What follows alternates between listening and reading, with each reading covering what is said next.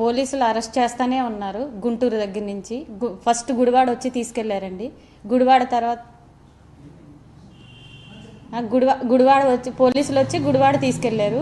అక్కడి నుంచి స్టార్ట్ అయ్యింది. లాస్ట్ మంత్ 21వ తారీఖు నుంచి ఇప్పుడు వరకు గుడివాడలో 2 అన్నారు. తర్వాత అరండల్పేట 1, వైజాగ్లో 2, మొత్తం ఆయన మీద 9 కేసులు వేశారండి. గుడివాడలో గుంటూరులో చూసుకుని ఆయన ఇంటికి వచ్చిన తర్వాత ఆ నెక్స్ట్ డే వచ్చి దువ్వాడ పోలీస్ స్టేషన్లో పోలీసులు వచ్చారండి. స్టేషన్ నుంచి వచ్చాం సైన్ అని చెప్తున్నారు.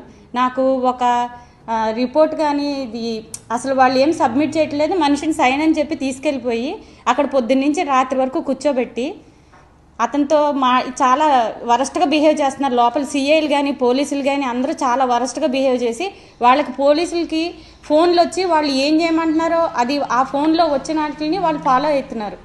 వాళ్ళు ఆ ఫోన్లో ఏం చెప్తున్నారో దానికి సంబంధించి చేస్తున్నారు. ఆయన్ని అంటే ఇప్పుడు ఏదో కేసు మర్డర్ చేసి అలా వచ్చినట్టుగా బిహేవ్ చేస్తున్నారు.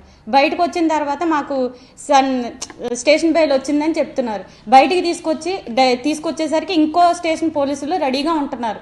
రెడీగా ఉండి ఆయన్ని ఎక్కించుకొని తీసుకెళ్ళిపోతున్నారు. ఎక్కడికైనా అడిగితే చెప్పట్లేదు.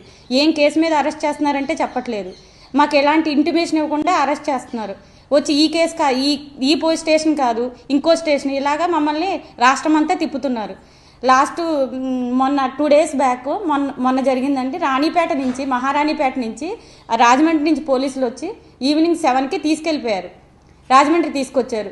నిన్నేమో అక్కడ రాజమండ్రిలో సీఏ అయితే చాలా వరస్ట్గా బిహేవ్ చేశాడు.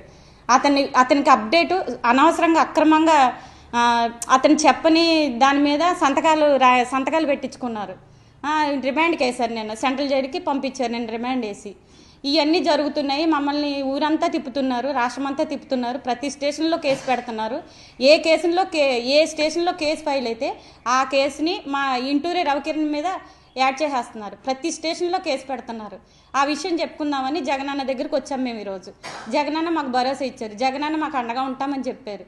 ఎన్ని పెట్టుకుంటారో పెట్టుకోండి, మాకు జగనన్న అండగా ఉన్నాడు. నేను ఈరోజు పోలీసులు ఎవరైతే ఉన్నారో ఎంత అక్రమంగా అతన్ని ఇచ్చేస్తున్నారో వాళ్ళందరి మీద ప్రైవేట్గా కేసులు పెడతాను నేను.